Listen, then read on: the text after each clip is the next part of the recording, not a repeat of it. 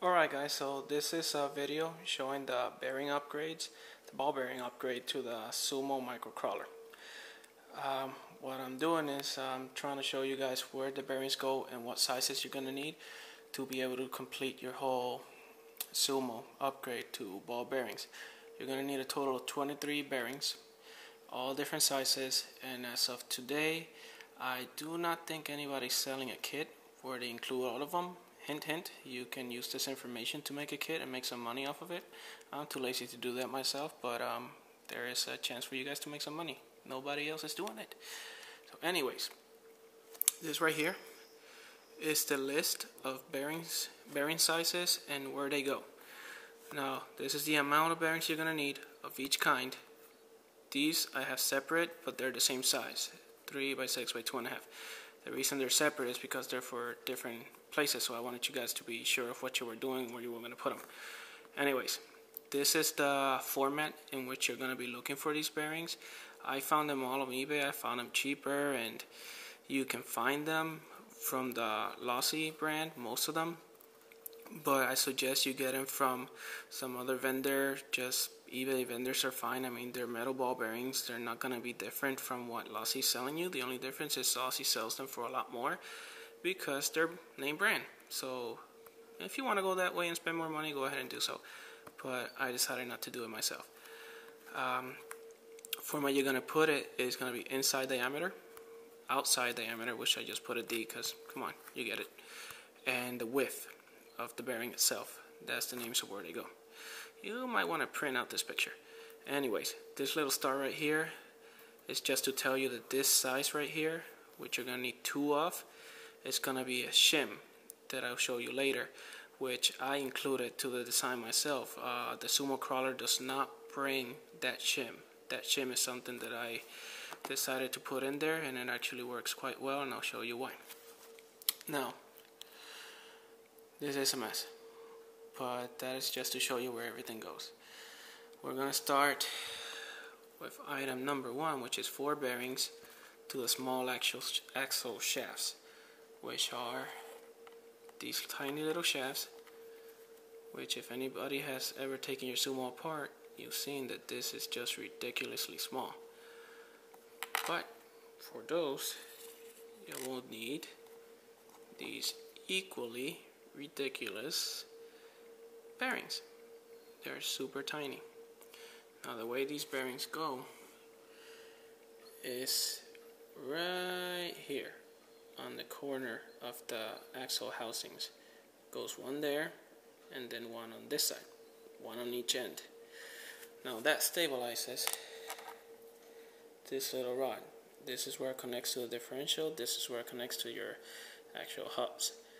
You have that bearing right there where I'm holding it, so it kind of helps it to keep it from wiggling around when you're going crawling and doing all kinds of stuff.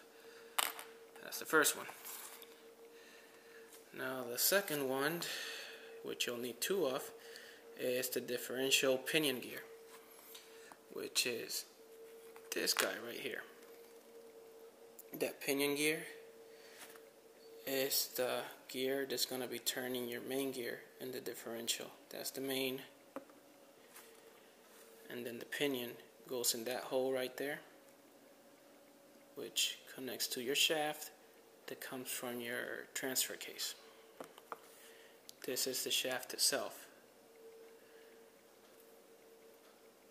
This spot right here is where you connect your shaft to with the little bolt, and this other side where it has the little notches, that's where it connects to the actual gear. The gear, if I could grab it, it's kind of slippery, has those little tiny notches where it hooks onto. I wish I had a better camera, but anyways, you get the idea. Once you turn it around and once you tear yours up, you'll see it. Anyway, that goes to that, and that's that bearing. You'll need 2 of those.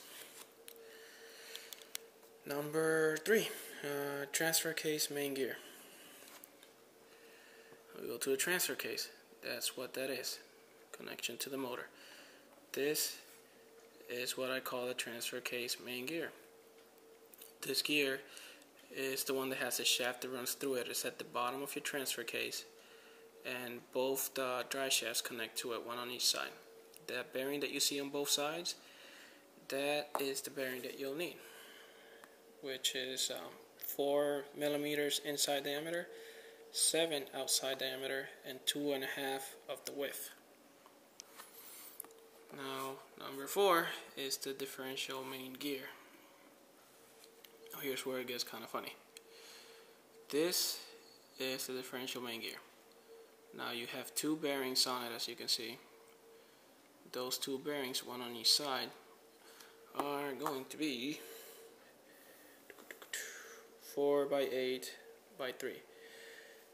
Now, right under that differential main gear, I have the shim, which is 5 millimeters inside diameter, 8 millimeters in diameter, and 1/2 a millimeter in width. You might question and ask, well, where does that shim go? Well, if you take this guy apart,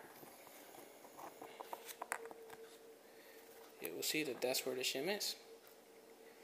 It's just a tiny little washer. It's well, it looks like a washer. They actually call it a shim because of the size. But anyways, because of the location of that shim, you'll be able to play with the backlash on your differential. Now, why would you want to do that? Well, here's the thing. If you leave your differential in there without a shim, it's going to have a tendency to move back and forth. That's going to give you a ride that's going to be very uneven. It's going to have a lot of torque twists or none at all. And the body itself and the way that reflects is because of the way that these gears are meshing with the pinion gear, which was that one. If you decide to put the shim on the back of the gear, that's the gear teeth, this is the back. If you put that shim on this side, you're going to have a lot more mesh on that gear, which means it's going to have a lot more surface area from pinion to gear. That's a good thing if you want it to be a lot stronger. It's going to be able to hold out a lot more torque, and it's not going to strip or anything. It'll last a lot longer. Only problem with that is it's going to drain your battery faster because there's more surface area and there's going to be more drag being put on the gear itself. That also makes your Sumo Crawler have a lot more torque twist, which is when it turns from one side to the other. Before it even starts moving, you'll see this, where it turns the body and then the whole thing starts moving. That's because you're creating drag inside of that differential, so the whole body has to pick up that slack and then start moving. If you've noticed on my videos, I don't have a lot of torque twists at all. That is because I put the shim on the opposite side.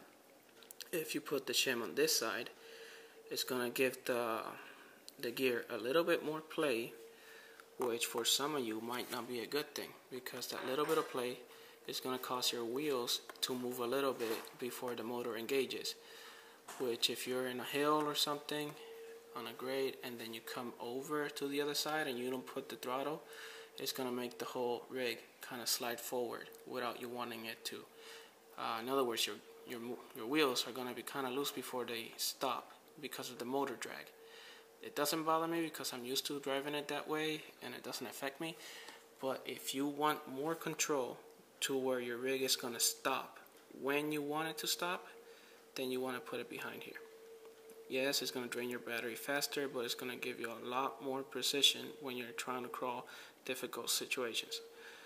If you don't mind like me and you can handle it, go with this way because your battery will last a lot longer. I mean, I've gotten almost 10 more minutes out of it by putting it on this side.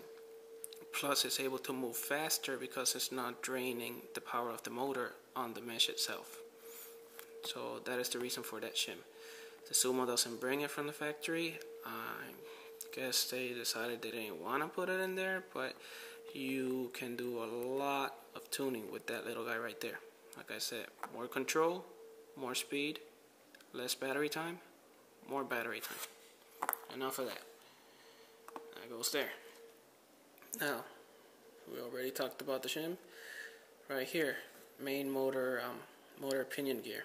3 by 6 by 2.5. What I'm speaking about right there is this guy. See if I can focus on it. And trying to focus there. That little bearing right there on that top gear is the one that comes from the motor. That is the first plastic gear that you have in your transfer case. You need that bearing. That's the one that you're going to strip if you don't put a bearing in it. So that one is a must. So if you don't put anything else, at least put that one.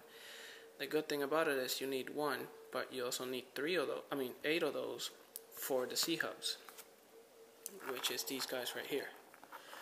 This is where your axle runs through and then connects to your wheel. You need one on each side. So that is why you need 8, because you got 4 tires, 2 for each is 8. Now, the good thing about it is, because you should be buying this from eBay because it's cheaper, you get a whole pack of 10 of them for like $4 instead of buying 2 from the Losi brand for like $6. That doesn't make sense. Go to eBay, get 10 of them. You got enough for the 8 of that one. You have 1 there, and you have 1 left over. You can use it for whatever else you want, or just toss it. I don't know. I don't care. Anyways, go to eBay. $4. You get 10 of them. That's all you need. And that about completes it. Of course, I put the numbers on here for the ones that you're gonna need double. I already doubled it up in the total, so this is actual total of these gears that you're gonna need for the both axles.